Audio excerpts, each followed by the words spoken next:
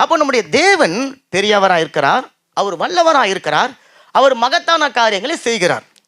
சின்ன சின்ன காரியத்திற்காகலாம் நான் தேவனிடத்தில் போகாமல் என்னை திகைக்க செய்யக்கூடிய ஒரு காரியம், என்னை மலைத்து போக செய்யக்கூடிய காரியம், அந்த காரியத்தை நான் நினச்சா எனக்கு பயம் வரணும், அந்த காரியத்தை நான் நினச்சா என்னோட தூக்கம் கெட்டு போகணும், அந்த காரியம் என்னுடைய மண்டையில் என்னை சமாதானத்தை குலைக்க செய்யக்கூடிய அப்படிப்பட்ட ஒரு காரியங்களை இது எப்படி என்னால் முடியும், நான் எப்படி செய்ய போகிறேன், இதுலேருந்து நான் எப்படி வெளியே வரப்போகிறேன் என்று ஏங்கி தவித்து நீங்கள் புலம்பி கொண்டிருக்கக்கூடிய அந்த காரியத்தை நீங்கள் தேவனிடத்தில் கொண்டு போய் கொடுக்கும் பொழுது அந்த காரியத்தை செய்கிறதுனால முதல்ல தேவனுடைய நாம மகிமை அடையும். நல்ல கரங்களை தட்டுங்களேன்.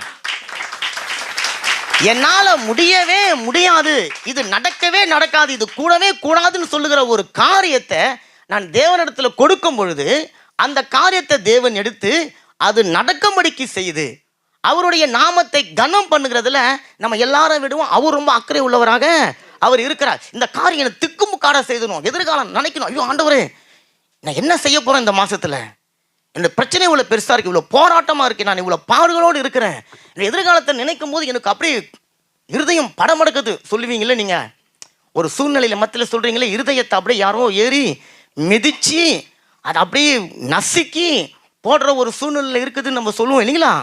அந்த மாதிரியான ஒரு சூழ்நிலையை எடுத்துக்கொண்டு போய் நீ தேவன்கிட்ட கொடுக்கும் பொழுது அந்த பிரச்சனையை சால்வ் பண்ணதில் அவர் ரொம்ப ஃபேமஸ்.